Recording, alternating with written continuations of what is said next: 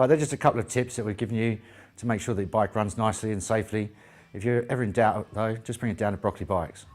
Right, if you let your brake blocks get too far worn out, what will end up happening is they'll end up cutting into the rim and making it go concave.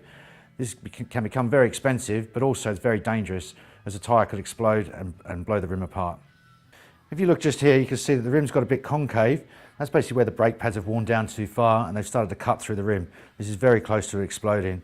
We've had to take this out of the customer's bike and it's costing him a lot more money than it should do. Most brake blocks have some sort of wear limit on them. These ones here have got little grooves in them. Sometimes they have a line on them. That's basically there to tell you when to change your brake blocks. Before these grooves disappear, you've got to change them, otherwise the wheel could explode and cause you an injury. Okay, it's a really good idea to keep your tyres pumped up to the right pressure. They are porous and they will leak on their own. So over a few weeks you'll lose maybe 20 or 30 psi. So every time before you ride, check your tyres. You can do it by giving them a quick flick. They make a nice echoey sound like that. They've got enough air in them. Let me just show you what they're going to be like if they're a little bit flat.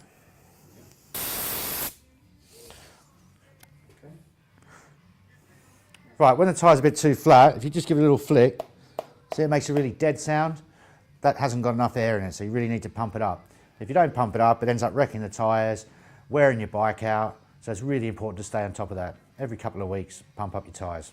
Right, it's really important to keep your tyres pumped up to the right pressure. The reason for that is it keeps the bike nice and safe and it stops it wearing out. On the side here, on all tyres, it's a legal requirement to have the recommended pressure printed on it. This particular one's 80 to 120 psi. What you want to do is pump it up towards 120 psi because it'll get down below 80 in a couple of weeks and the bike won't be safe to ride.